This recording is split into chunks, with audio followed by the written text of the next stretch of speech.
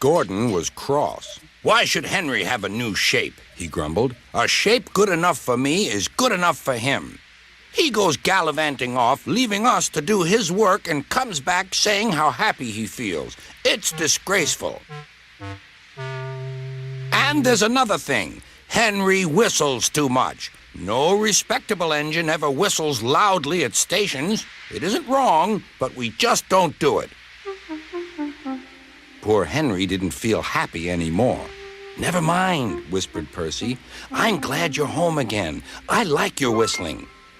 "Goodbye, Henry," called Gordon. "We're glad to have you with us again, but remember what I said." Later, Henry stopped at Edward's station. "Hello, Henry," said Edward. "You look splendid. I was pleased to hear your happy whistle yesterday." "Thank you, Edward," smiled Henry. "Shh! Can you hear something?" "It sounds like Gordon," said Edward, "and it ought to be Gordon. But Gordon never whistled like that." It was Gordon. He came rushing down the hill at a tremendous rate. He didn't look at Henry, and he didn't look at Edward. He screamed straight through the station and disappeared. "Well," said Edward. "It isn't wrong," chuckled Henry, "but we just don't do it." And he told Edward what Gordon had said.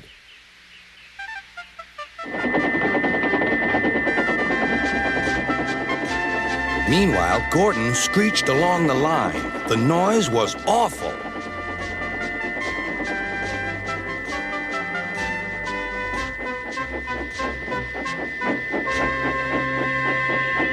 At the station, everyone covered their ears. Sir Topham Hatt covered his ears, too. "Take him away," he bellowed, "and stop that noise." Gordon puffed sadly away, but he wouldn't stop whistling until two fitters climbed up and knocked his whistle valve in place. That night, Gordon slunk into the shed. He was glad it was empty. "It isn't wrong," murmured Henry to no one in particular, "but we just don't do it." No one mentioned whistles. Next morning, Henry was enjoying himself enormously. "I feel so well, I feel so well," he sang. "Trickety-trock, trickety-trock," hummed his coaches.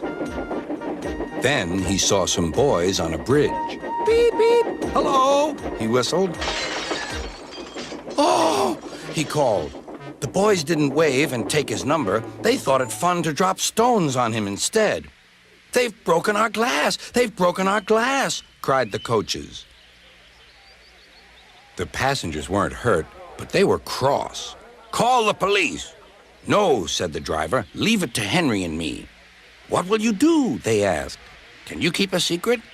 "Yes, yes." "Well then," said the driver, "Henry is going to sneeze at those boys."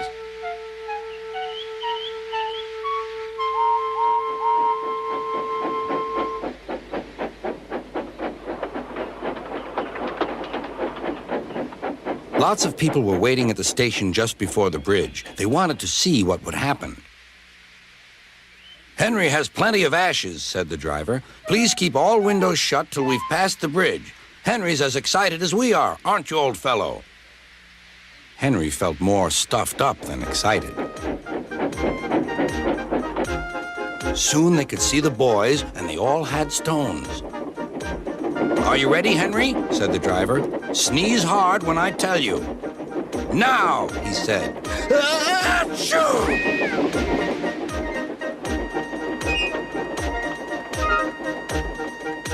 "Well done, Henry," laughed his driver. Henry went home, hoping that next time he saw Gordon and the boys, they would have learned not to be so mean.